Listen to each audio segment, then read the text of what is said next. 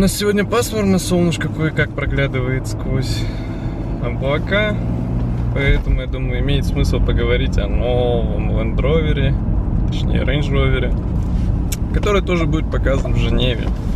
Информацию о нем опубликовали недавно, буквально вчера, или уже позавчера, я не знаю, когда видео будет опубликовано, но опубликовали. Опубликовали одну фотографию и название. Это будет Range Rover Velar.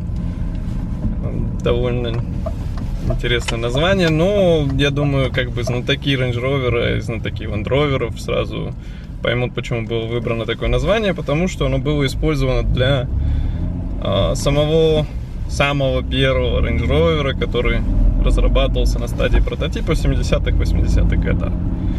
Но новая машина, она будет, естественно, ниже, чем нынешний Range Rover, но она будет выше, чем Evoque. И, следовательно, здесь возникает вопрос, потому что она будет расположена между Evoque и между Range Rover Sport. Range Rover Sport, который, тоже, скажем так, отнюдь не бюджетная машина, и они предполагают то, что Velar будет более престижным, более высокооснащенным, чем Evoque. Вполне понятно, на какой базе будет основан этот Velar.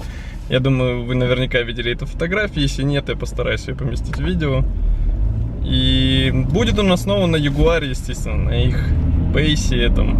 И, честно говоря, я даже не совсем понимаю вот эту моду на премиумные паркетники. Я не буду называть это внедорожником, хоть Land Rover и сообщает то, что они сделают ультимативный внедорожник, который сможет ездить везде и всюду и будет очень красивым и безупречным.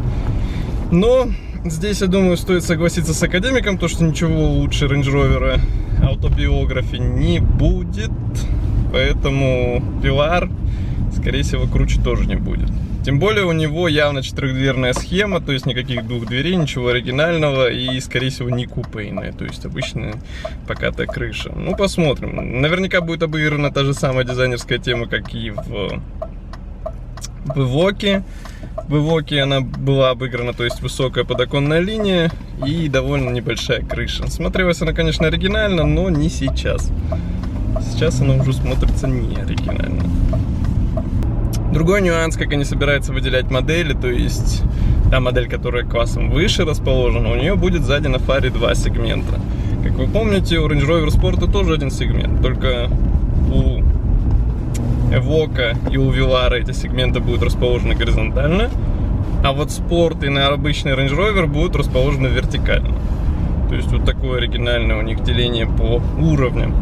Вообще премьера назначена на 1 марта, это будет, скорее всего, онлайновая премьера, то есть опять засубмитить, скажем так, фотки, видео, информацию подробную, все это будет, но саму машину можно будет потрогать только в Женеве, что я очень сильно и хочу сделать при своей поездке, это будет интересно. И напоследок хочу один занимательный факт сказать.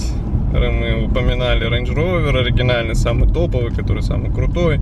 Но оказывается, и это сознание, скажем так, пришло мне сегодня, он был представлен 4 года назад. 4 года назад, в 2013 году. Уже вышло несколько вариантов, тот же самый SVA автобиографии и все прочее, но 4 года назад. То есть это довольно давно. И одна маленькая просьба, если вы просмотрели видео и вам что-то понравилось или не понравилось, пишите ниже в комментариях. Мне очень важно ваше мнение, чтобы примерно понимать, куда нам развиваться дальше. Спасибо.